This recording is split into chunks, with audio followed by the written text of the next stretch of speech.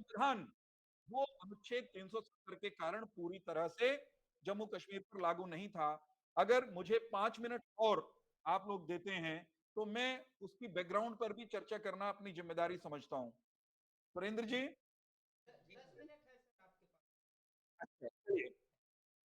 अभी कश्मीर का विषय ऐसा है, प्यारे दोस्तों, कि उस पर कई घंटे हम और आप चर्चा कर सकते हैं।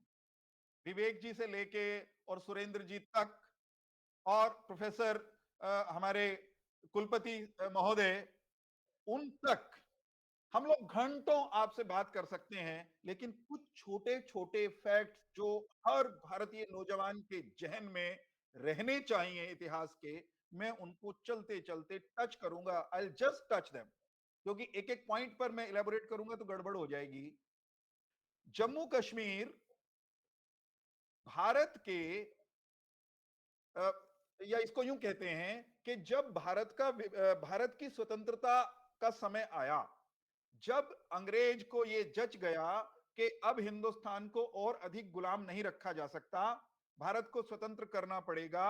कहीं उसके ऊपर जो हमारी आजाद हिंद फौज है उसका दबाव था, कहीं नेवी में बगावत हो रही थी, कहीं क्रांतिकारियों के आंदोलन थे, कहीं गांधी जी और उनकी टीम के लोग भी कुछ ना कुछ कर ही रहे थे।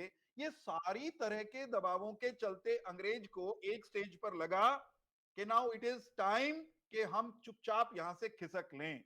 उन्होंने जब ये फैसला कर लिया फाइनली कि हम अपने यूनियन जैक को लपेट कर अब रवाना होंगे, तो उन्होंने भारत की पार्टीशन का प्लान बनाया, भारत की कथित इंडिपेंडेंस का प्लान बनाया।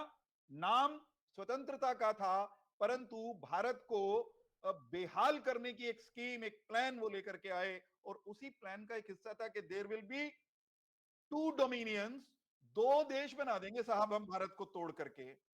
और दो देश बनाने के प्लान का एक अंश मैं आपके सामने रखूंगा।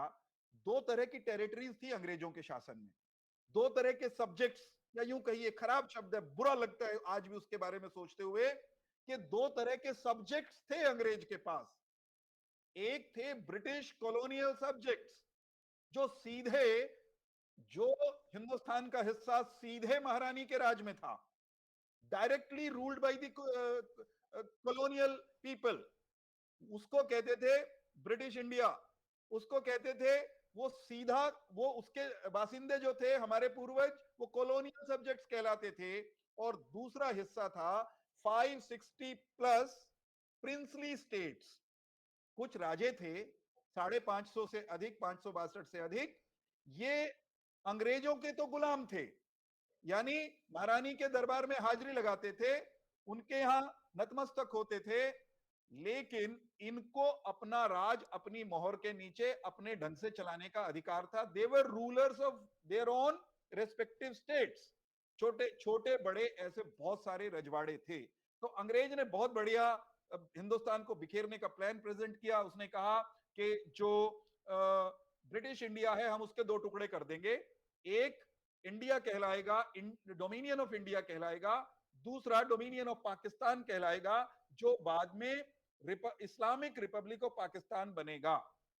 इसके अलावा जो प्रिंसली स्टेट्स थी, princely states including the state of Jammu Kashmir, princely states including the state of Jammu Kashmir, which was the largest princely state at that time, देश की सबसे बड़ी रियासत जम्मू और कश्मीर थी। उन्होंने कहा कि ऐसा करते हैं, इन सबको कर देते हैं आजाद, कि भाई तुम्हारी मर्जी, तुम स्वतंत्र रहना चाहते हो स्वतंत्र रहने की सोच लो, वरना डोमिनियन ऑफ इंडिया और डोमिनियन ऑफ पाकिस्तान में से जिसमें आप जाना चाहो, बशर्ते इनमें से किसी के साथ आपकी सीमा लगती हो, ये राइट आप पर छोड़ देंगे। एक सेंटेंस में इसको कंक्लूड करूंगा। प्रिंसली स्टेट्स के प्रिंसेस को, राजा को, महाराजा को, नवाब को, निजाम को ये राइट था कि वो अपनी स्टेट का फ्यूचर डिसाइड करेगा। देश स्वतंत्रता की तरफ बढ़ा। 15 अगस्त 47